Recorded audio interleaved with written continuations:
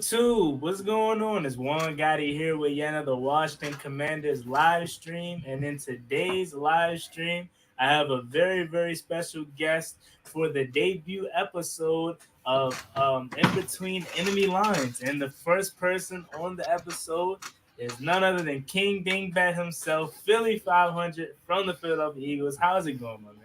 What's up, man? You mean I'm the first one on the behind the enemy line? Man, I'm special, man. See, I'm telling you, it's the Eagles' year right off the bat. You see that? We're used to first of a lot of things this year. But no, in all seriousness, man, thank you for having me on. I appreciate it.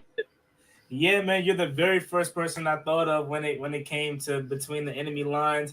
I tried to reach out to Mark Holmes for the Cowboys, so I'm still waiting to get hear back from him. And I haven't found a Giants person yet, so I'm still looking for a Giants person. Oh, I got plenty of Giant guys for you. Don't worry about that. But yeah, man, there was no one other than yourself that I thought of for the Eagles, man. Your content is amazing. And I really am excited, and I appreciate you for coming on. Like I told you, we hate each other's teams, but the community and the content creators in the NFC East as a whole is just not like no other. This is the best division in football, and I'm excited about this year. So yeah, you should be.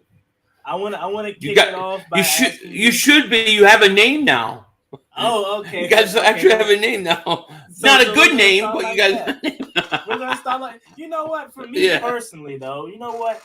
I didn't mind being called football team. You know, we've been had a name. You know, we're a Washington, okay? Washington football team is the name. It was the name. Now we're the Commanders. And you want to know what's funny about the Commanders? Everyone wants to laugh about the Commanders and talk trash about the name. But when we finish in first in the NFC East this year, we'll see who's laughing then, okay? You know, all right. We'll see. But I want to jump straight into it, man. Just anytime I have a guest on the channel, I like to get to know a little bit about them. So you're Eagles, man. Okay.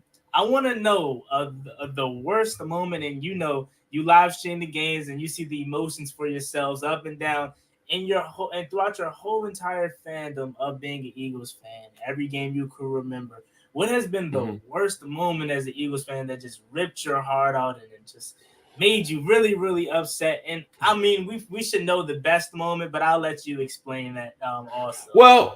Well, you know, of course, the best moment would be winning the Super Bowl. There's no question about that. The worst moment, you would think I would say when we lost to New England in 2004, 2005, but it's not. The loss to the Tampa Bay Buccaneers in the NFC Championship game, when we thought we were going to go, we've been beating this team. It's the last game at Veterans Stadium, and to lose that game, that's a loss that I still to this day have not gotten over. That has to be the worst feeling ever.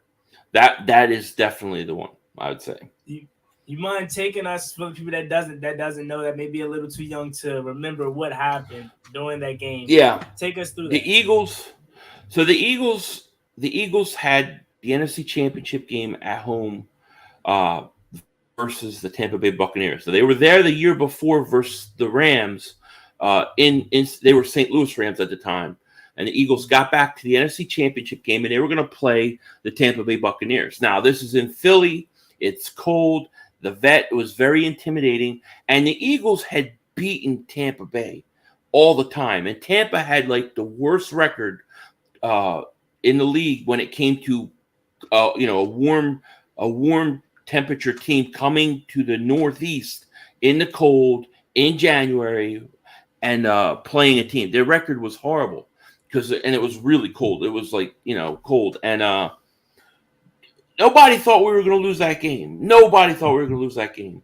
And it started with a kickoff return. Brian Mitchell ran it back to 40, 30-yard line of Tampa. Deuce Staley runs it in. We're up 7-0, and that was it. That was it for us. The Tampa Bay took us down after that, and that is the hardest loss I think I've ever been through. Wow, man. I mean, as a Washington fan, there's many that I could go through. There's many that your team has caused. Let me may add at that. I mean, Monday Night Miracle is one that I don't think I would ever forget. Michael Vick and Deshaun Jackson just absolutely killing us.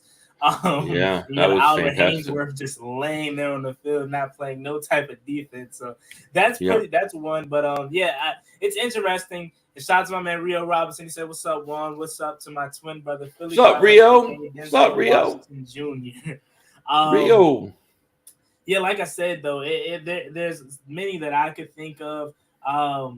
But like I said, there is obviously the one for the Eagles winning the Super Bowl in 2017. You finally added one to the trophy case. You know what I'm saying? Finally. We always had three. You know, the Cowboys are up there, the Giants are up there too, and you finally, you got it done.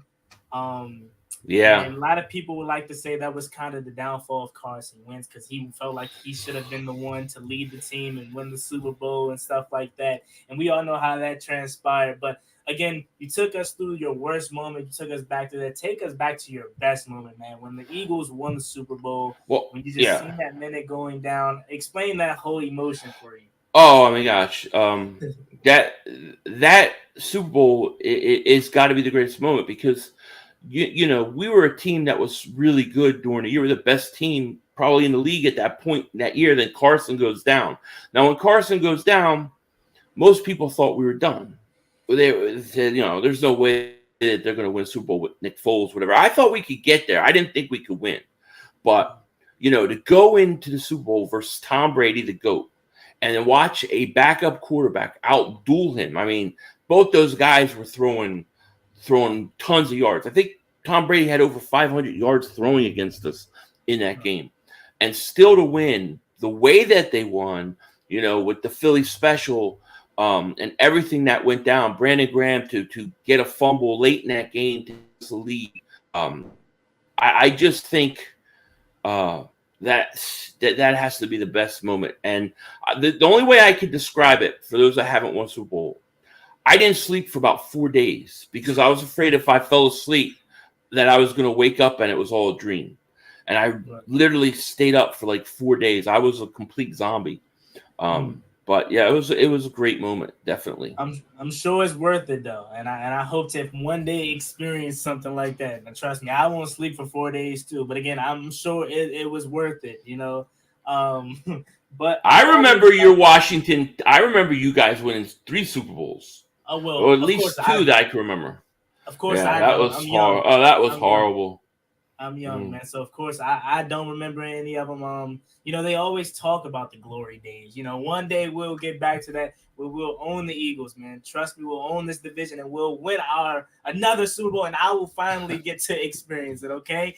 I'm only 19 years old, okay? And we've been terrible my whole entire life under Dan Snyder, who was arguably the worst owner in all of sports, not just the NFL, man.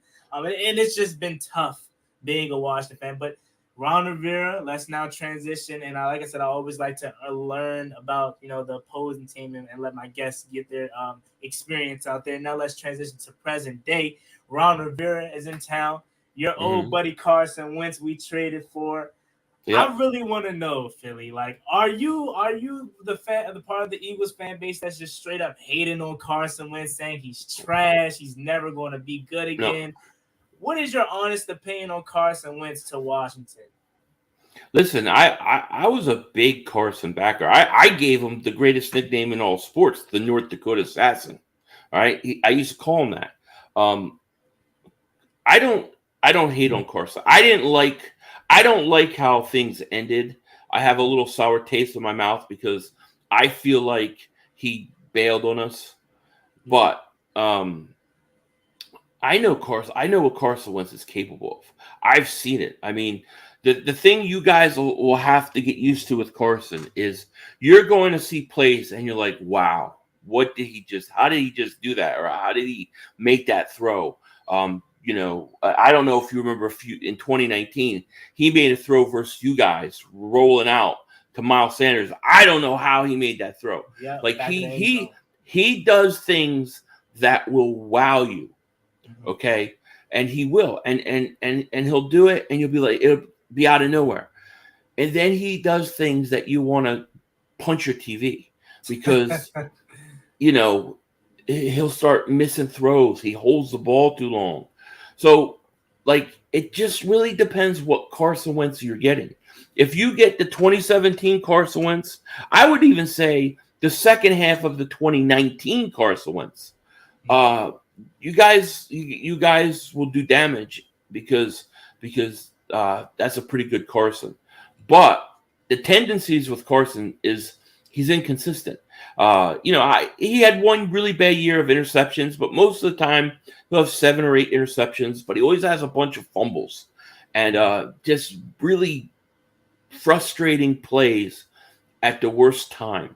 And then out of nowhere, you're going to get like these times where it may be like 2-3 games where he's fantastic, and then 2-3 games he's horrible, and he's just up and down. He's very frustrating to me, because you see what he's capable of, but he can't get it going. Well, I'll tell you this, Philly. It's very refreshing to hear someone like you say something like that, because I know your fan base. You know the Eagles fan base. Y'all are probably the most toxic fan base in this division. Like they come to the comment sections with the biggest trash talk ever. Carson Wentz is trash. He'll never be good again. Carson just had a pretty bad day in training camp, and now here come the Eagles fans laughing as if Jalen Hurts is just the next greatest thing out here. Mm-hmm. It's refreshing to hear an actual Eagles fan be level-headed and give me both sides of the spectrum instead of just saying Carson Wentz will never be good again, as if they weren't just cheering for Carson Wentz and throning him as you guys as king just a few years ago. There's a lot of, we went through, you got to understand, Eagle fans went through the ringer with this guy, man. We drafted him. We trade all those picks to get him. Then you have the situation where he gets hurt. Nick Foles comes in, and then Carson tries to come back. He really came back from that injury too soon, I think. He wasn't ready. He wound up getting hurt again. Nick Foles comes in again, almost gets us out of the first round of the playoffs. And then finally Carson thinks he's going to be the guy and everything's fine, gets his big contract, and he drafts Jalen Hurts. So it just always seems like it's something for Eagle fans, and it's very frustrating. And we've had a lot of reports where there are teammates that didn't like him, that he didn't get along with guys. He's very stubborn about how he does things. So there's a lot of frustration there. But I do know this, I do know there's two sides to him. When he's good, he's good. He can wow you. You can say, wow, that's a top 5 quarterback right there. And then he'll do things to totally frustrate you. The perfect example is look at the Colts. He goes to the Colts. He throws 27 touchdowns, 7 interceptions. That's a pretty good year. But nobody will act like he had a good year, because look what he did in that Jacksonville Jaguars game where they couldn't get into the playoffs because he choked it away. It was so bad, whatever happened there, that an owner said, we gave up a first-round pick to get this guy, but just get him out of here, and shipped him.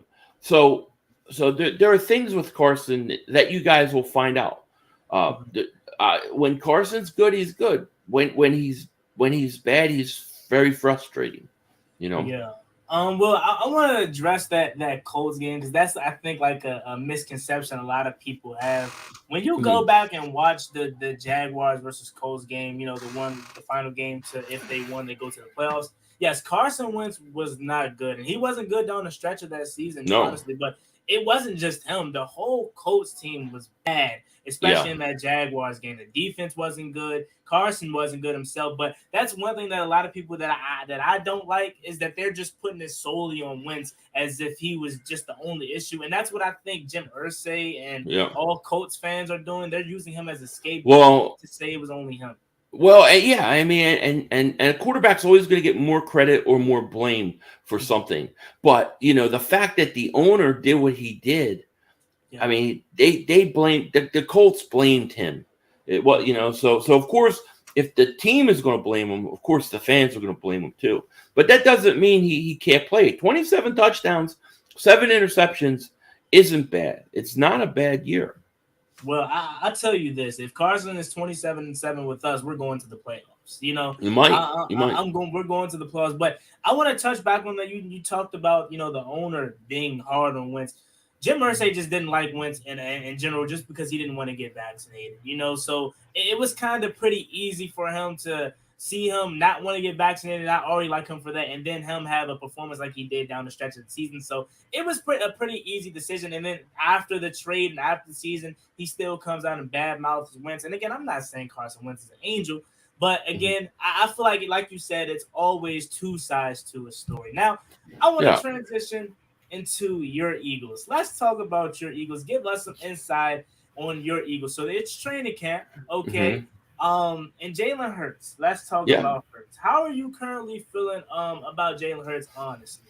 I honestly feel great about Jalen Hurts. I think Jalen Hurts, the thing that I feel great, it's not what he did at practice today or what he did. That's so overblown, right? A guy could go out and practice, throw 3 interceptions, everybody freaks out. But he could be working on his grip, he could be working on his footwork, he could be working on specific. You don't know what he's working on. The time for turnovers and trying things is practice. So I think people get caught up in that. What I like about Jalen Hurts is there's a couple things. One, everything we know about the kid. He's a good kid. He's a leader, natural-born leader. He works hard. He does everything he can do to be the best he can. And he spent all season working. And then the other thing is the Eagles went out and put pieces around him so there's no excuse. So for those 2 reasons, that's why I feel good about Jalen Hurts. We'll see what he does, in the regular season. Do I know if he's our franchise quarterback? I don't know. I have no idea. But I'm willing to give him a year to find out, Yeah. So for me personally with Jalen Hurts, you hear the thing, oh, he can't throw the football. People are already saying Jalen Hurts is trash, which I'm an honest fan, and I like to give people chances. Now, I'm not going to jump on the bandwagon and say he can't throw the football yet. It's a wait-and-see approach for me. Now, I hope he's terrible. I hope he's trash for the sake of my team, hoping we're better than you guys. But as a regular NFL fan, it's way too early to just judge Jalen Hurts and say he just is terrible and he can't throw the ball. But a lot of people like to say you go back to his college days and it's there that he can't really throw the ball, which may be true. But when you have a skill set of Jalen Hurts that can just kill you with his legs, you don't have to be the best passer of the football. Right. You look at like a Lamar Jackson who can throw, who I think he gets overhated for how he can't throw the ball, which I think is false. But he's a dual threat where he doesn't have to be that much of a really, really good thrower like a Patrick Mahomes or Josh Allen, because he has the ability to kill you with his legs. And me personally, the reason why I think Jalen Hurts, if he is going to be successful, it's not really going to be his skill set. It's going to be the offense that Nick Sirianni is building around you guys. And you've seen that last year when Nick Sirianni finally realized, hey, man, we can win games if we run the ball with Miles Sanders and Jalen Hurts and just be a run-first team and have to make throws when we have to and not just try to make Jalen Hurts throw it 30, 40 times a game. I don't think Jalen Hurts' skill set is going to be the reason you guys are good. I think it's going to be the coaching staff and what the offense is like around Jalen Hurts. What do you think? Well, I agree with you that it worked last year. I don't know that it'll work this year to the same extent. And the reason I say it is, one, I don't think he's near the runner, Lamar Jackson. He's a good runner. He's good, but Lamar Jackson's on another level. So if I'm a defensive coordinator and I watched the Eagles last year, right? The Eagles came out. Teams didn't really know what to expect. There wasn't a lot of game planning and game tape on Jalen Hurts and what the Eagles were going to do. They changed their whole offense halfway through the season. But what they're going to do is teams are going to go watch him, and then they're going to look at that Tampa Bay game, and then they're going to start saying, we're going to take the run away from Jalen Hurts. We're going to force him to beat us with his arm. So at some point, he has to get good enough to be able to do that. I think he's capable of it. Does he have the strongest arm in the world? No. He's not. He doesn't have the rocket arm, but I don't think you need that if you're very accurate, if you can read defensive well, if you have good anticipation, if you can throw to spots. I think you could be fine. I think his arm's good enough. But the question is does he improve enough that that he can start beating these defenses that are going to challenge him and his throwing. And the other thing is when you have A.J. Brown, Devontae Smith, Dallas Goedert, one of the top 3 offensive lines in football, I think they're going to throw a lot more. There's just too many weapons there, Yeah. Gary Fields says, come on, Juan, you would have on a green shirt. So I don't know if it looks green on the screen, but this is actually gray in real life. It's not green. I don't know if it looks green on the screen, but a little bit, yeah, a little bit. It's gray. Looks like we got an Eagle fan here. What's going on? No, you see the hat, man. You see the hat. Come on now. No, never. But so you talked about not having the strongest arm and him being able to. The only way he can really be good as a passer if he's anticipating and if he's accurate. And has he shown you, that in the past and shown you to give you confidence that he's going to There've been a couple games where I thought he did. I think he shows flashes of it. And when I say he doesn't have a strong arm, he still could throw the ball. I don't think his arm isn't good enough to play in the NFL. I do. He's not Tim Tebow that people like to label him. I just think that when you look at history of quarterbacks, and you look at the quarterbacks that didn't have the biggest arms, the one thing that they did have was they were deadly accurate. You look at guys like Joe Montana, he didn't have the biggest arm, but he was accurate. You have to be accurate.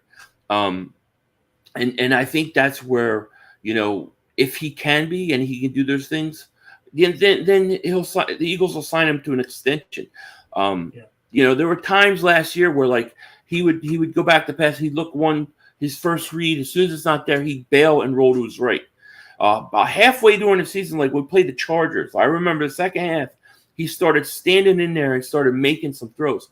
And they were good throws. They were accurate. They hit Devontae Smith for a touchdown run, but he threw it perfectly, so it was on the run. So I think he can do it, but can he consistently do it over 17 weeks? That I don't know. We're going to have to find out. That's a giant question mark. Yeah, and with a little bit of the Jalen Hurts that I have seen, he doesn't strike me as that person that could just sit in the pocket and make consistent throws. He seems like much of a better thrower on the run and when he's using his legs and he's out of the pocket, which it's nothing wrong with that totally. But let's just say you are forced to stand in the pocket and the edge rushers are closing in on you.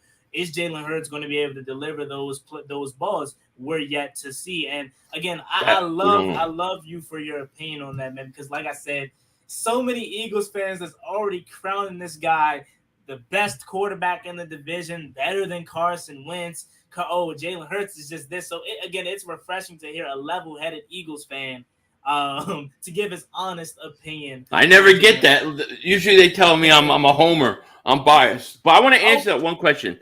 It said Philly500, does Carson overthrow players when he's under pressure? When he was with the Eagles, he overthrew people when he had no pressure. He could overthrow them when he had no pressure. At times he could be very inaccurate. But like I said, you're going to see Carson do things that you're like, how did he do that? And then you're going to say that any quarterback should make that throw, or why are you holding the ball too long? That's going to be the big one. He plays hero ball a lot, and he wants to make the big play instead of maybe, checking down and taking what defense is giving him. That's been a big problem for him. Okay, so there you have it, Tone. There you have it. So jumping back into it, yeah, man. I mean, you have your moments. I see the videos where you're a big homer, but we're all homers of our teams. You know what I'm saying? But the thing that I respect is that we know when to bring it back in, because there are some people out there that are just homers all the way that just aren't realistic with their talk. So I want to talk not just about Jalen Hurts, but you guys had a wonderful offseason, and it pains me to say that as a Washington fan. But you got to be real. The Eagles have had a wonderful offseason, man. You bring in A.J. Brown, rather. You draft Jordan Davis. You bring in James Bradbury to pair with Darius Slay and so many more other moves. You guys had a wonderful offseason, man. So tell me about A.J. Brown. And was there ever any speculation of you guys getting him, or was it just happening? No. I think the only one who was hollering to high heaven was me. Because early in the offseason, you had, the first receiver that was speculated to get traded was DK Metcalf. There was reports, and then it went to Deebo Samuel. Then it went to A.J. Brown. And as each one went, I'm like, if I'm the Eagles, I'm calling them. I'm making an offer. I'm trying to get this guy. And then I said that about DK. I said that about Deebo. And I said that about A.J. Brown. Why not try to get one of those guys? And they did. They tried to. They made the same offer to the Niners for Deebo Samuel. They turned it down. And then A.J. Brown wound up working out. And I think Jalen Hurts had some influence on him or on the whole situation because he's friends with A.J. Brown. But it was a huge move for the Eagles. It was a necessary move. Like I said earlier, if you really want to judge, the one thing I didn't want to go in a season with no other wide receiver than Devontae Smith and go through a whole season and watch Jalen Hurts struggle and then have to fight people on the excuse of, he doesn't have weapons. He doesn't have anybody but Devontae Smith. Once you put A.J. Brown in there, there's no more excuses. He's got everything he needs. I think Devontae Smith is a stud. I think he's a number one wide receiver. I think A.J. Brown is but they're two different types, Devontae Smith's, I think, faster, better route runner, great hands. A.J. Brown is like a running back after the catch. And he's bigger, he's physical, and I think they're a great compliment. So A.J. Brown was, to me, the steal of steals. What pick at number one in the first round could they have drafted? What wide receiver that was better than A.J. Brown? And he's only 20. He just turned 25. So it's not like a one-year thing. He's there for a long time.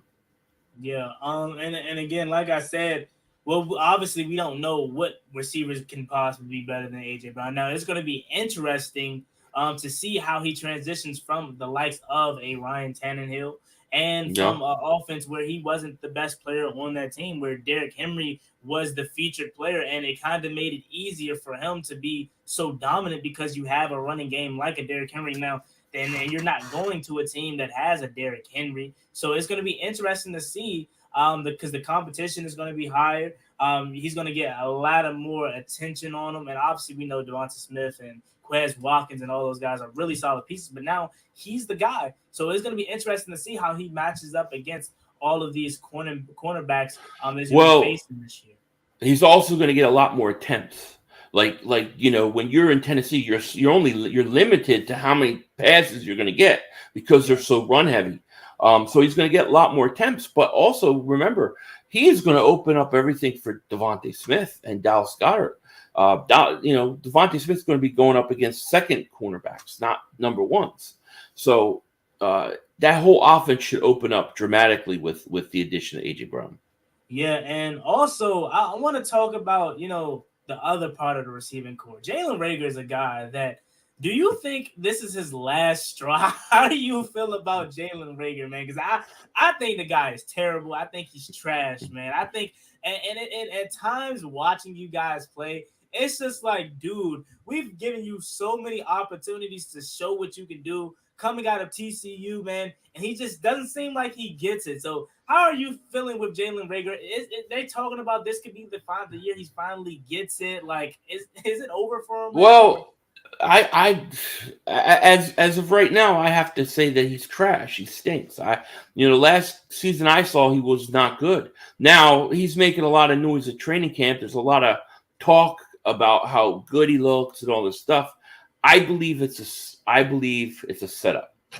I believe that the GM, and this is a conspiracy. I'm a conspiracy theorist, but I believe the GM, because he had one bad day of practice.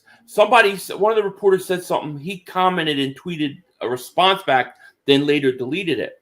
The next day, all the reporters are talking about how great Jalen Reagor looks. Then the day after that, Jalen Reagor looks great. Today, Jalen Reagor looks good. I think that the Eagles are getting these reporters to put out that information to build his trade value up so that somebody will trade them something for him. I think that's the way Howie Roseman works. I know how that guy's mind works. He did that with Zach Ertz last year to trade him to Arizona. He's doing it with Reagor. But I can tell you this, Reagor can play in this league. From a physical standpoint, from an athletic standpoint, he's got the tools. The problem with Reagor, it's all up here. It's all up here. He doesn't have confidence. He catches the ball and he's always looking where to go. Like he's thinking too much. He doesn't just react. If you go look at his best plays, it's always when he's just playing fast, So I think he can play, and I hope he's for real. I hope he figured it out. But until I actually see it, we'll see. Well, I mean, you said you talk about it being all up here, and everyone. I'm not going to say everyone, but a lot of people have the physical traits to play in the NFL, but and they really take for granted how important the mental aspect of being able to play in the NFL is. Right. It could run you out of the league, and again, Jalen Reagor is a guy that I personally think just doesn't get it. Like he just doesn't have it. Like it is what it is, and you have those times, but I think your roster is so much better as far as the receiving core goes that he's just slipping behind. And I think I don't want to completely write him off yet, but I think you got to get to that point. Even at his best, he would be at his best possible. He would be a 4. That's the best he could do. He's not going to jump Quez, and obviously he's not going to jump the other guys. More likely than not, he's probably the 5th receiver. So, yeah, because they signed Zach Pascal, and they really like him. Coaches love him. So I don't know that he's going to take snaps away from him. So it's going to be interesting to see what they do at Reagor. Alrighty, now jumping back into training camp talk. Who has been some standouts from you guys' training camp so far, and who's someone that you're like really surprised that you're not hearing much about that's kind of been not bad, but you wanting to hear more? So I would have to say James Bradbury, I think, may be the standout of camp so far. He has done an absolutely great job since being there. And that was a little surprising, but he's been real. Not that he's not good. I knew he was good, but the way what they're saying about him has got me excited. I would also say, of course, Devontae, AJ Brown, they all look good.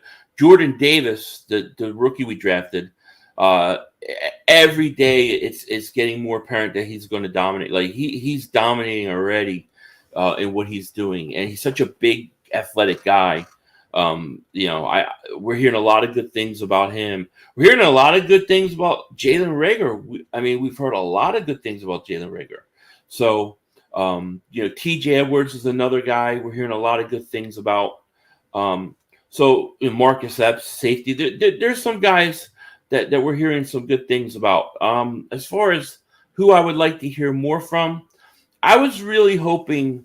I was really kind of hoping that we would hear a little more from what's his face? Oh, it's slipping my mind. I just drew a blank. It's kind of crazy. I was going to say the tight ends. I don't think we have a tight end number 2. So you have Dallas Goedert, and then I don't really know who we have. We've had a couple guys banged up and things like that. I was hoping that we would get some reports that, hey, this tight end is standing out. This guy is looking good. And then the other guy would be Gardner Minshew, the backup quarterback. He's had a kind of struggled in camp so far.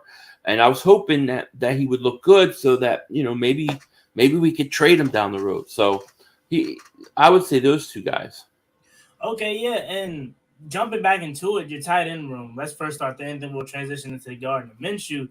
Do you think that could be something that you guys could struggle with throughout the season? Let's just say, knock on wood, just hopefully that doesn't happen. But let's say Dallas Goedert were to go down for a few games. You don't have anyone to lean to. Is there any talks about you guys possibly signing someone before the season or anything?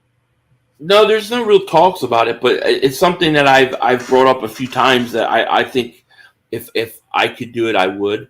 Now, they have Richard Rodgers, who I like, and when he's healthy, he plays well. But the issue with him is he's always hurt. He gets hurt a lot. So that's a problem. They have this kid, Jack Stoll, I'm not so sure about. They drafted a kid, Cal Satara. He's hurt.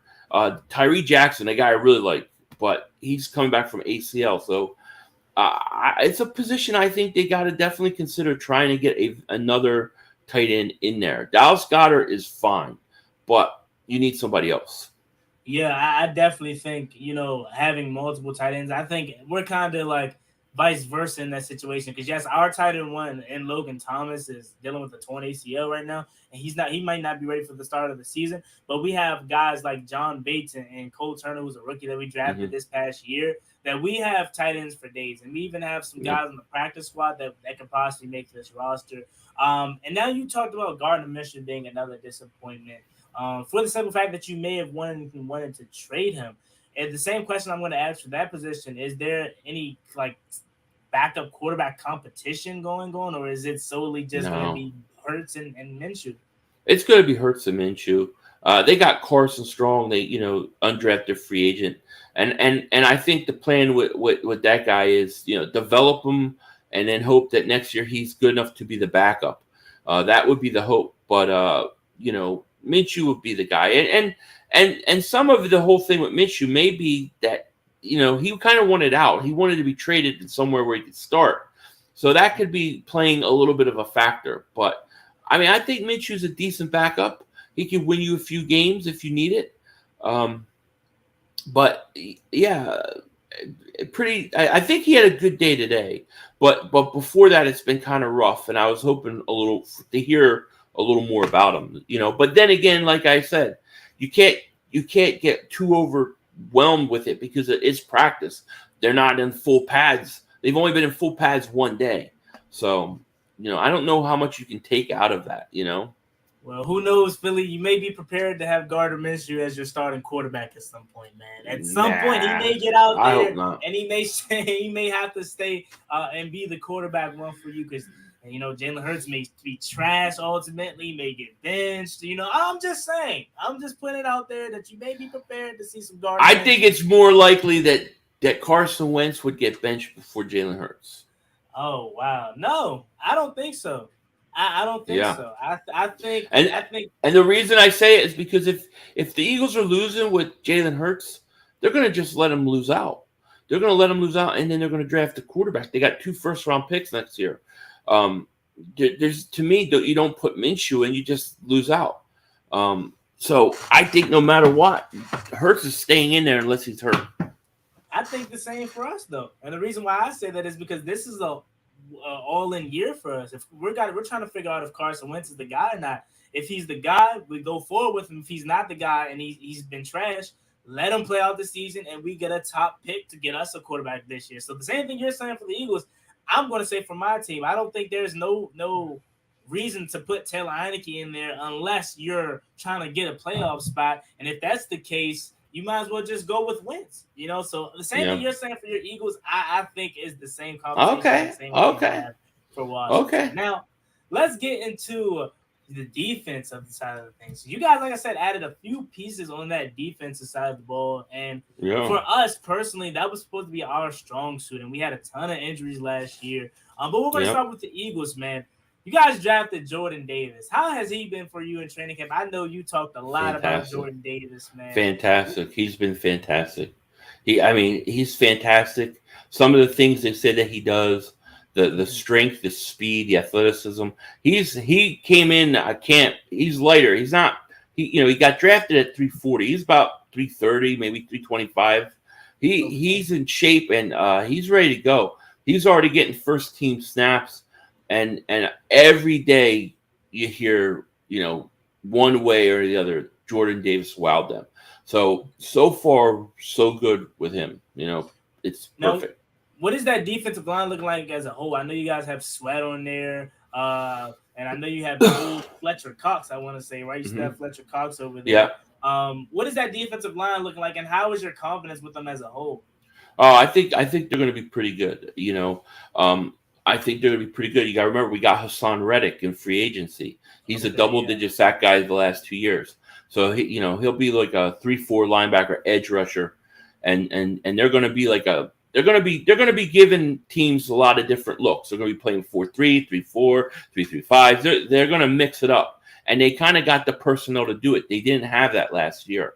Then you also get Brandon Graham back. Brandon Graham, I would say, is heart and soul of that defense. I think that was a big loss for us last year. So he comes back. You have Josh Sweat, Hassan Reddick. Then you got Javon Hargrave, Fletcher Cox, Jordan Davis rotating in. I think that the defensive line should be really, really good. Okay. I'll be interested to see how that defense is for you guys. Now, what would you say is a big weakness or concern that you have for you guys' defense? I would say the safety is a concern. You know, Marcus Epps, he's had a decent camp, but we don't really know if you know he's a legitimate starter, or if he's more of a bridge safety. And then you have Anthony Harris, who I think is getting older, and I'm not big on him in pass coverage. Then we brought Jaquiski Tart in from San Francisco. I think he'll help. I think he'll end up starting, but I do worry about that safety spot. You know, not sure about it. Yeah, and the safety spot, correct me if I'm wrong, has been like a big issue for you guys the past couple of years as far as trying to get a consistent starter back then, someone that was actually Since we lost Jenkins, we lost when Malcolm Jenkins went back to New Orleans. We've been kind of looking for this piece. We had Roddy McLeod, but I think those guys are a little older. I don't know that we can say we have a safety for the next 5 to 10 years. We got some guys that can hold the fort down this year, but beyond that, I don't know. So if Wentz is trash, we got to take him out so we don't lose the second round 2023 pick. Now, I mean, in that sense, you may be right, of course, right? But let's say you take Wentz out and you put Taylor Heinicke in the game. And you know how Taylor Heinicke, he can win you a couple ball games, right? And let's just say he wins you about 5, 6, or 7. Now you're picking 11 again, 15, where if you would have just lose, I'm not saying tanking, but if you would have stuck with Carson Wentz, let's just say he's trash, and you would have stuck with him and you would have just lost, you would be picking top 3, top 5. So again, I'm with my understanding, man. Let them have that second pick. I really don't care. If he's gonna be trash, you might as well help us get a top pick. But getting back into the swing of things here, we talked about you guys' team. Now I want to talk a little bit about our team, man, because I personally feel like when we're not injured, we have a really, really good defense. I think our defense as a whole is better than you guys' Philly500. I'll be honest with you. As a whole? As a whole, when we're healthy, our defense is better than you guys. I would say that your defensive line is better than ours if you're healthy and we're healthy. Not minus not seeing Jordan Davis play. But I mean, you know, I like the guys you have on your defensive line. I love Montez Sweat. I love Payne. You got Jonathan Allen. You know, then what's his face is coming back. Yeah, so you have a really good defensive line, you know. But I have to think about it. I would say the only thing as of right now, that's because we don't know what we're getting out of our second year first round pick in Jamin Davis yet. Only thing I would say you guys may have over us on the defensive side of the ball is the linebackers or linebackers. Well, what corner do you have that's better than Darius Slay? We have William Jackson and Kendall Fuller and Benjamin St. Juste. They're not better than Darius Slay, James Bradbury, and Avonte Maddox.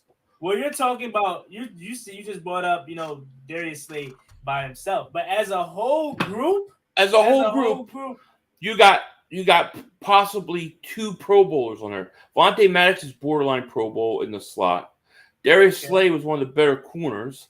And then James Bradbury was a number 1 corner for years, now number 2. I think the Eagles' corners are better. Kendall Fuller and William Jackson have both been number 1 corners in the league for years. Kendall Fuller, not to mention, is a Super Bowl champion. Also, William Jackson is one of the better man-to-man cornerbacks in the NFL. They're not better. Come on, I respect it, but I disagree. I do not think you're. I'm not conceding that, and that's fine. But let me let you in on a little secret, just so you don't be surprised. Come week 3, okay? Come week 3, don't be surprised if Benjamin St. Juste is shutting down Devonta Smith or AJ Brown or Quez Watkins. Just don't be surprised that it happens. Again, this is going to be William Jackson's second year transitioning from a man defense to a zone defense. Remember, he's a man-to-man corner trying to figure out the zone situation. I think, give me my defense all day. I'm going to be honest with you. Give me my defense all day. Besides just the defensive line, because I think our defensive line, you know, obviously when healthy is better. Our safeties are light years better. I mean, Cameron Curl is one of the best young safeties in all of football. Then you have Bobby McCain back there. You have Percy Butler. I think, man, give me my defense all day. I don't care what you say, Philly. I think our defense is better, man. I would say right now your defensive line and safeties are better. I would say your defensive line is better, but there's a big X factor. And that's Jordan Davis. If he comes out and beats out, that could change the whole dynamic of it. But linebackers, second, and corners, there's no way. You see a comment, Philly. Terry cooked both of your cornerbacks. Terry has signed. Terry McLaurin is fantastic. Great corner. I mean, great receiver. I'm sorry. I think that he's going to be the best weapon Carson Wentz ever had. He's a great receiver. I mean, he cooks a lot of them. But let me tell you, on the opposite side, you're going to have to deal with A.J. Brown and Devontae Smith. That ain't no joke. Dallas Goedert ain't no joke. I mean, come on, we can go tick for tack. You know, and plus, as good as your defensive line is, we got the top 3 offensive line in the league. I'm gonna go. We can go. Like I said, we can go tick for tack here. You said we're gonna have to deal with A.J. Brown, Devontae Smith. You're gonna have to deal with Terry McLaurin, Jahan Dotson, who is the best. How many catches has he had in the league? Well, I mean, you're gonna say he hasn't even played yet. Jordan Davis. We gotta wait and see about Jahan. Gotta wait and see. Right. But we still have a lot of weapons in Curtis Samuel and De'Ami Brown. We have a lot of question marks. You have a lot of good players. Washington is a good team. I'm not trying to take anything away. I'm just saying if McLaurin could go out and beat our corners, which I think he's got a hard time doing this year. Wow, really? Yeah. I mean, he's gonna he'll get his because he's that good. Mm-hmm. But the Eagles should be able to shut everybody else down. That's what I think. But you know, I don't want to take anything from Washington, but I think the Eagles got you there, baby. I really think you guys sleep on our weapons, man. Like along with not with just the weapons that we have at the receiver position, we have 3 fantastic running backs. You do. J.D. McKissick, who's a really good receiving back. Antonio Gibson, who has shown that he can be a really good bulldozing and pass catching back in the league. And we just drafted Brian Robinson out of Alabama, who's a guy that can be a bulldozer and run pass. So it's not just the wide receivers, Philly, that you have to worry about. For you guys, I think it's the pass catching threat. I'm not too worried about Miles Sanders or Kenneth Gainwell. Why aren't you worried about them? We've never really had a Miles. I never had a Miles. I don't know. I remember Miles back in the end zone. Boom. That's pass catching though. Okay? Yeah. The guy averaged 5.5 yards a carry last year. But correct me if I'm wrong. It's talks about him being running back 2 now, right?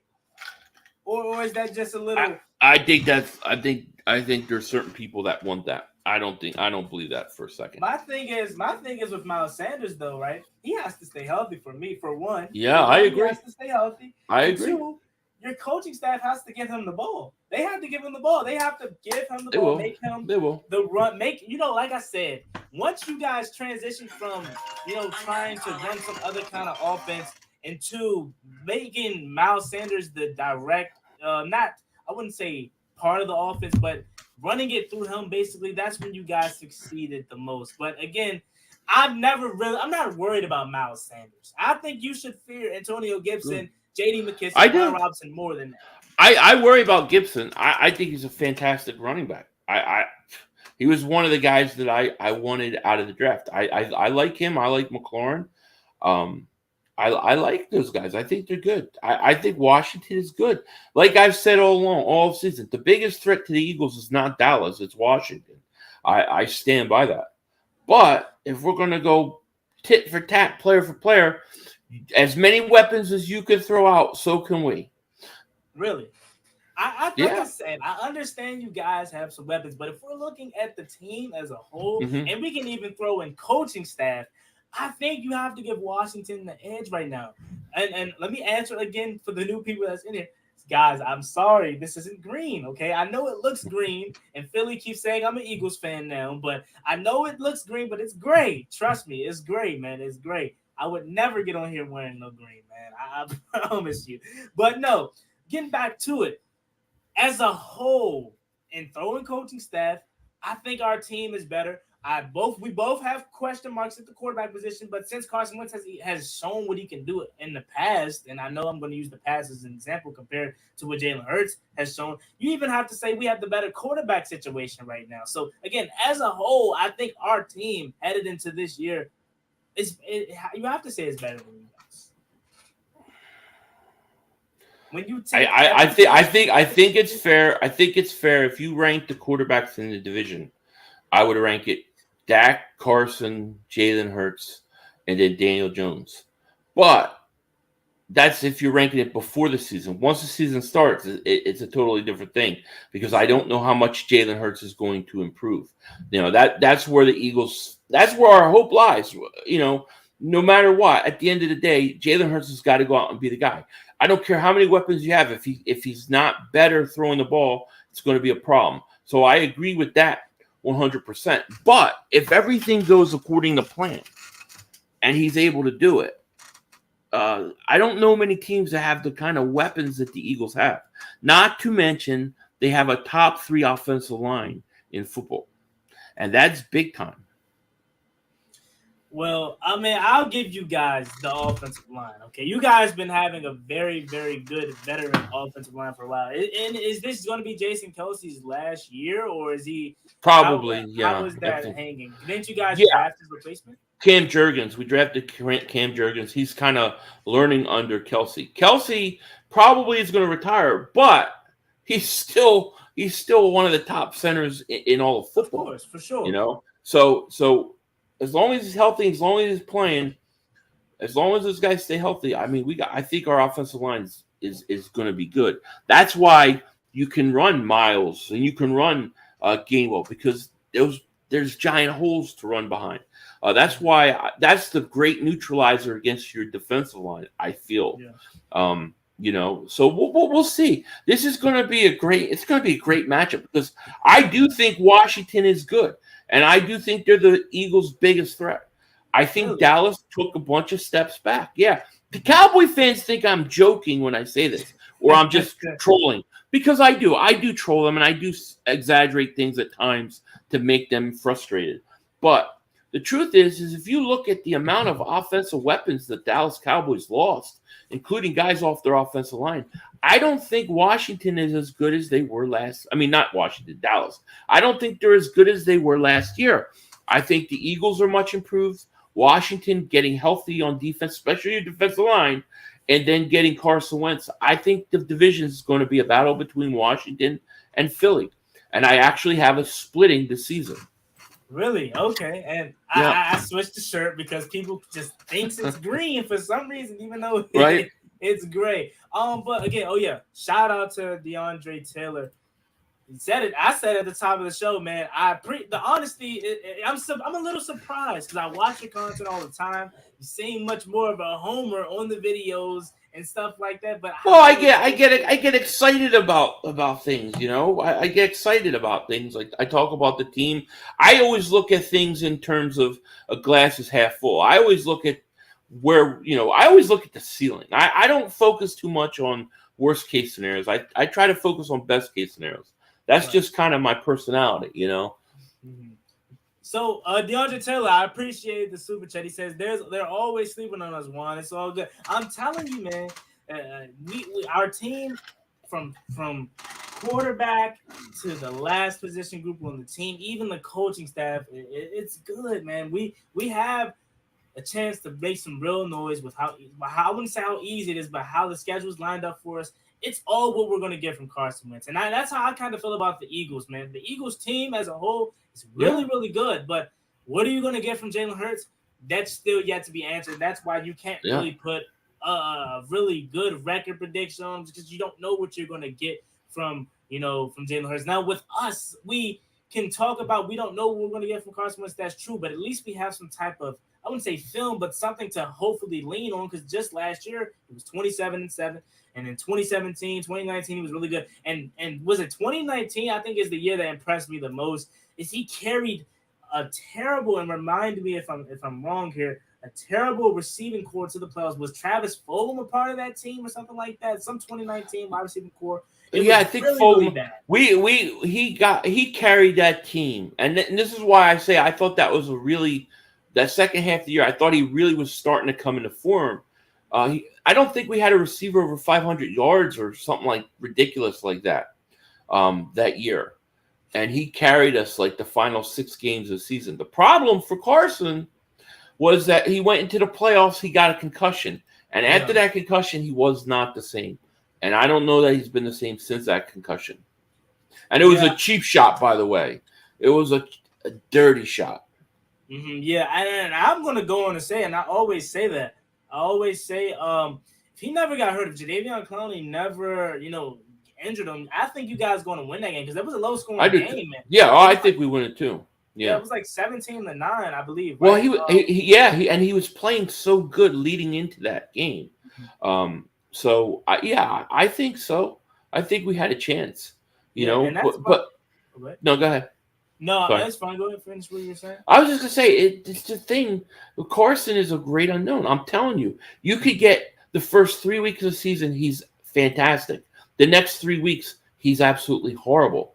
That's the whole thing with him. And now maybe a guy like Rivera is what he needs.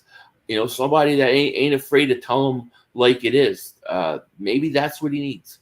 But I think if let's say Carson was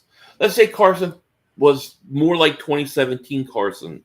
Yeah, the Eagles are in trouble. Not in trouble, but you guys have a really good chance to win that division.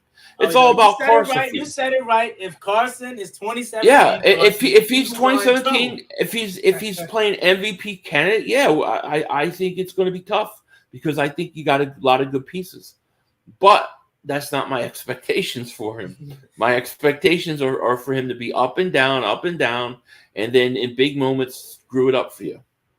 So Dave in DC, thank you for the comment. He says, "Great show. This is going to be an old-fashioned NFC brawl between the Commanders versus Eagles. Eagles fans better not sleep. I'm trying to tell. I'm not. I'm really excited that he's not. I'm really excited. I have Dallas finish. I mean, I have Washington finishing in second place. So and possibly being a wild card. First place, Philly. First place. No, we're winning the division. We're winning. First place. So Brian Harding says, sub up to the King Bing Bash channel. The link. Thank you, my man. The link right there. Brian Harding, sub up to Philly500. You guys are really, really good. Philadelphia Eagles YouTuber and content creator, man. So getting into, you talk about week 3. I don't even want to talk about week 3. I think we're going to win that game, but I want to talk about the Monday night game going back into the link. I know that place is going to be rocking.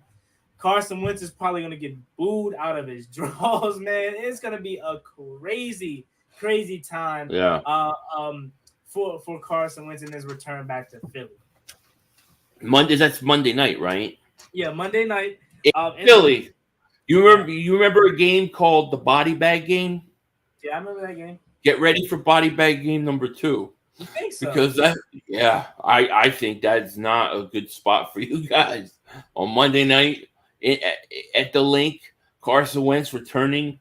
I think you guys, I have in the prediction schedule, I have you winning week 3. So, I think that could be a game that Carson may be legless after. I have us winning week 3 and have us losing that game. Now, I don't think it's going to be a body bag game.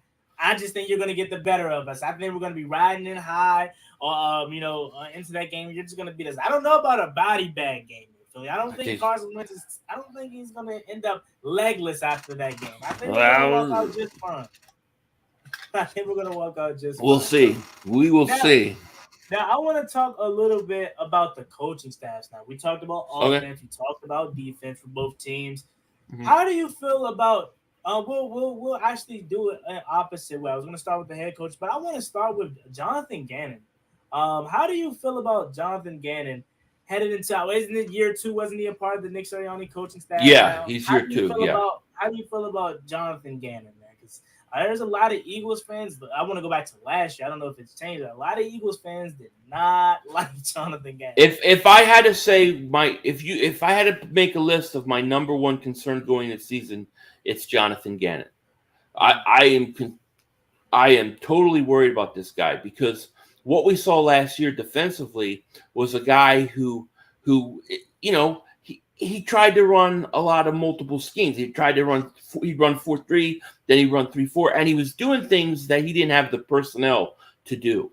And then you saw in other situations where you had Patrick Mahomes, Tom Brady, Derek Carr, whenever they played a decent quarterback, a good quarterback, those quarterbacks had like over 85% completion percentage passing against the Eagles.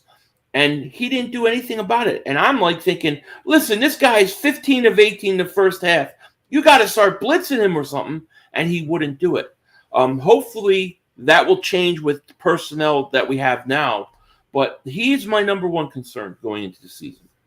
Yeah, and again, a lot of Eagles fans are not happy with Jonathan Gannon. And I can say the same thing on a lesser scale, though, for the simple fact that our defense coordinator, Jack Del Rio, I was really excited when we got Jack Del Rio because you see his track record. He was a really, really good coach. Mm-hmm. And still to this day, I don't understand why he was fired from the Raiders. Because he had that Raiders team playing really, really well if you want to go back to 2016.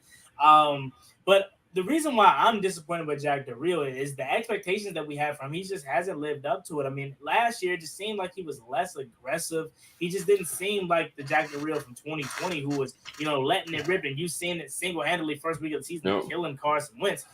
So I'm right with you in the sense of kind of expecting this is I want to say it's all on him, but our defensive coordinator is in for a big year too, man. And if he doesn't have a good year with the talent that we have, you might have to go look elsewhere if I'm wrong. Yeah. Yeah. Well, I think Gannon's going no matter what. Because he almost got the Houston job as a head coach.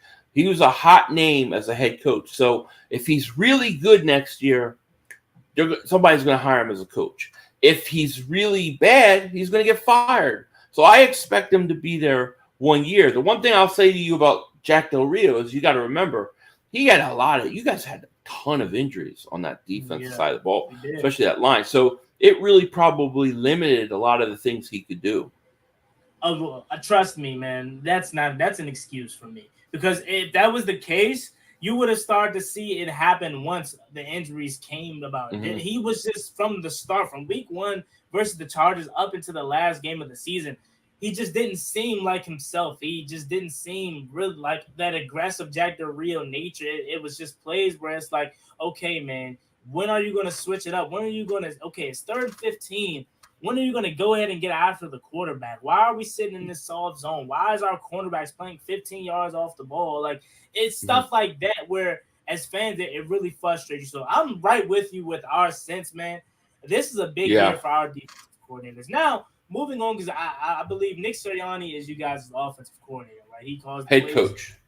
No, Shane Steichen calls the plays. Okay, I thought it was a little. Nick did early on, and then they changed up, and he gave power to his offensive coordinator. They kind of changed their whole offense. Yeah, so Steichen's the coach, the offensive coordinator. I knew Sirianni was the head coach, but I thought it was a little Dougie P action going on where he. Yeah, there was some of that. He said that going into next year, that's not the case though. Or this year, Steichen's going to call plays. So how are you feeling about the offensive coordinator headed into this year? I liked what they did last year. Listen, and I'll say this about Steichen and about Sirianni at the same time, because to me, a good coach is a coach that looks at his roster, looks at his team, and says, I'm going to build my offense and do what these guys are good at instead of trying to fit something that doesn't work. And when they came out, the first 7 games, we passed all the time. We weren't even trying to run. They went back and they became a run heavy offense to fit what they had, and it worked. And to me, that was a big statement, in my opinion, to see the head coach, one, be humbled enough to give up the play calling to the offensive coordinator, and then to change your whole offense to fit. I wish the defensive coordinator did what the offensive coordinator head coach did. But so I have some confidence in them.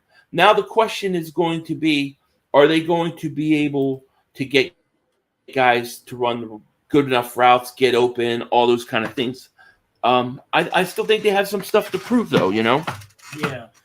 So to answer that, for us, Scott Turner's our offensive coordinator, North Turner's son, and for the first couple years, Scott Turner, he has been, I would say, not mediocre, but he's kind of been like underwhelming in a way, just because of you kind of give him the benefit of the doubt because of the talent that he's had to deal with. No quarterback really.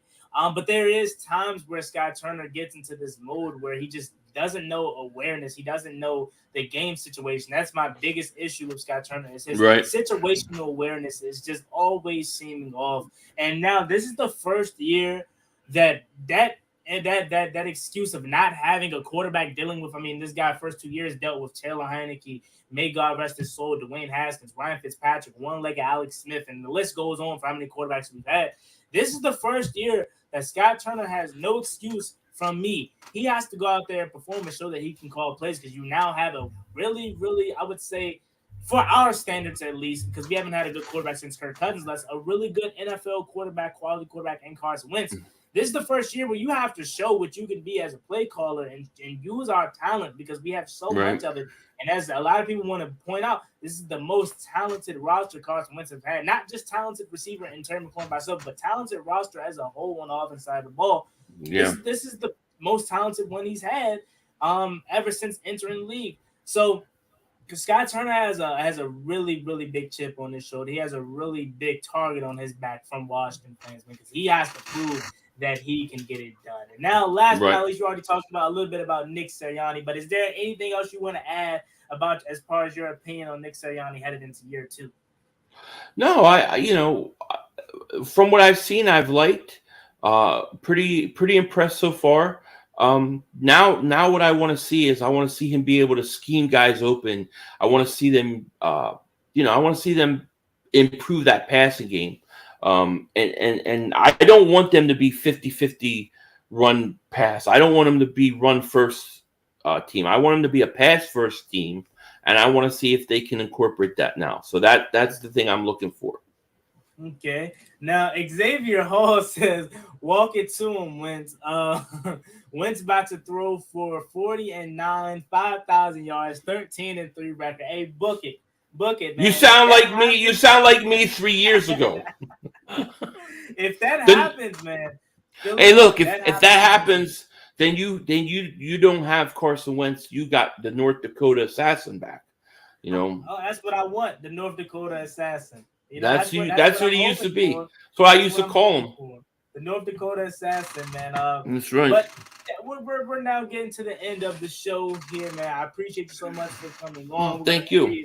A couple more commentations. We don't need 2017 or 19 wins to be significantly better than last year. Give us 2021 wins and watch us win 10 to 11 games. And that's what I try to tell Philly, man. Our roster is so fine, and the quarterback position was so tragically bad for us last year that if Carson Wentz is 27-7, if he's Carson Wentz, we're going to the playoffs. Whether that's winning the division or getting a wild card spot, we're going to the playoffs. If we can, again, I would love to have 17 or 19 wins, but if 2021 wins is what we settle for, 27-7 is getting us into the playoffs. I think if you get 2021 wins, you're not winning the division. Really? Yeah. I think we have enough too. I mean, 27-7 is good, but you have to look at the moments of some of those touchdowns. Like, what moments did it come? He was so up and down last year with the Colts. I think that would be tough for you guys. I think you finished second place. I'm expecting 2021 Wentz to show up. And I think the Eagles will win the division. Yeah. I think Carson Wentz is now in a space where he feels more comfortable. He's somewhere where he's won it, because last year he was somewhere where he wasn't. And you clearly heard it from Jim Irsay, the way he spoke about him after the season. He's comfortable. He's somewhere where he's won it. The schedule is laid out nicely for him. This is the most talented roster he's had since entering the league. I think Carson Wentz could get back to his old self, man. I really do. Let me tell you, Carson was wanted in Philly. Nobody wanted him to go. I mean, maybe a handful of Foles people, but the majority of people didn't want him to go. The Eagles didn't want him to go. He wanted to go. Really? So yeah. Let me ask this now that you brought that up, okay? How big of a role do you think the front office played in his departure in Philly? I fail to just believe it was all Wentz and he was just this bad person in Philly. I think Howie Roseman and Jeffrey Lurie had something to do with it. I think 90% of it was Howie. I think 90% of it was Howie. You know, have you ever heard the rumor about him and Carson getting into it at the playoff game? Now I can't say this is for real or it happened, but there were reports that Carson, when he got that concussion, Howie comes down and is yelling and cursing at him to get back in the game while he's throwing up, and his wife is crying, and it was really bad. And Carson basically was like, I can't be around Howie Roseman anymore. And then the owner decided to trade Carson and not the owner. And then what happened was they had a big fight. The Eagles draft Jalen Hurts, and then Howie texts them smiley faces after he drafted Jalen Hurts. I don't know if this is true, but I think it's hilarious. I heard about that.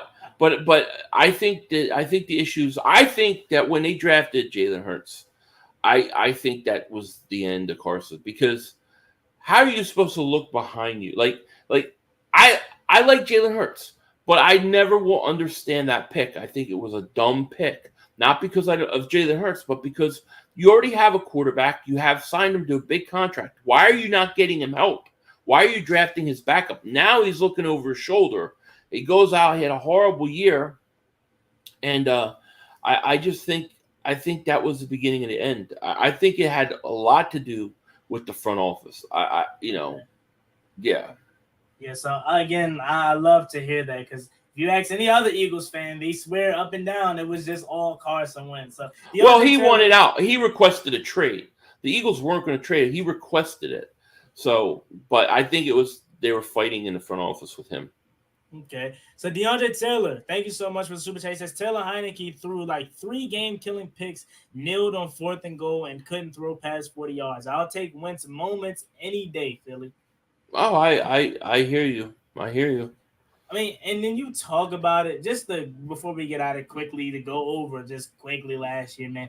Taylor Heineke, he cost us so many games. I mean, the Packers game, I love Taylor Heineke to death, and I think he's the best backup quarterback in football. I mean, he can go in there and win you some games. He's borderline low-end, super low-end starter if you need him to be. We went into Green Bay, had a chance. Then who knows? Maybe if we play better, then they'll turn the gas. A lot of people say they weren't playing for real. But you go into Green Bay, you have a chance. The defense has been really good. The offense has been really good. You go into Green Bay having a chance to win, and then you kneel on 4th down, or you kneel at the goal line instead of going straight into the end zone. And after that, it was all tragic. So again, Carson Wentz, and I don't think a lot of people understand this, man.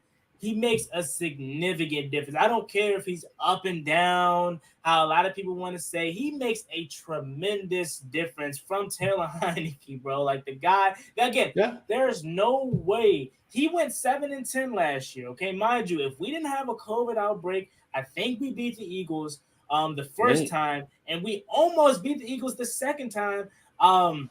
If he doesn't throw that interception in the red zone when he was intended for John Bates, okay? He went 7-10. We played one of the hardest schedules, mind you. Josh Allen on that schedule, Dak Prescott twice, Patrick Mahomes, Aaron Rodgers. The schedule was brutal. Matt Ryan even. There's no way we can be any worse with Carson Wentz, a better roster, and a much, much softer schedule this year. That's just how I personally feel as a Washington. No, if I was Washington, I would feel the same way. I like I said, Carson, I think Carson will be good. I think you guys are going to win games and compete for the division. Like I said, Dallas is going to finish in 3rd. It's going to be between the Eagles and Washington. Okay. That's what I think. So, man, I appreciate you so much. Oh, before we get out of here, you're going to watch the Hall of Fame game tonight. I'm going to watch. I'm going to watch it. Yeah, definitely. Okay. Yeah, I'm going to watch Doug Peterson. So you guys have it. Philly500 will be watching the Hall of Fame game. Football is back. I don't care the quality of football it is, but it's still football at the end of the day. So thank you so much, Philly500. Oh, thank you for coming on the show. Oh, man, thank you. Thank you for having me on, man. I appreciate it. It was an honor, and I'm just thankful you had me on. It means a lot to have a guy of your stature to come on the channel. And again, you were the debut episode of In Between Enemy Lines. Very cool. Very cool. I appreciate you for coming that. On, man. Thank you. Any last words you have for people out there? Let them know where you can find you. Yeah, Washington, we're coming for you. We're coming for you, Washington. Hey, you guys are due for a sweep, Philly. So what better year to do it than Carson Wentz's first? Hey, listen, if there's one team I can sweep, if I can only sweep one team in division, I want it to be Dallas. So, I'll take the split to sweep Dallas any day of the week. I want to sweep you guys. I will be quite honest with you. Carson Wentz has to get his get back. It would be nothing better feeling than sweeping the Eagles. Carson Wentz just going in there and doing this thing. And we have, as you used to call him, the North Dakota assassin. He takes us to the playoffs, and we actually find our quarterback. That would be such a wonderful feeling, man. But again, Philly, I appreciate you for coming. Thank you, man. Thank you so much. And again, appreciate any last words you have for the viewers out there before we got it? Nah, God bless everybody, man. Thank you for watching. Alrighty, and as always, it's me, boy Juan Gotti. Like, comment, subscribe. Helps the Washington Commanders. It's been Philly500 and Juan Gotti. We're checking out. Peace. Cross me one time, that's gonna get you popped. Get you popped.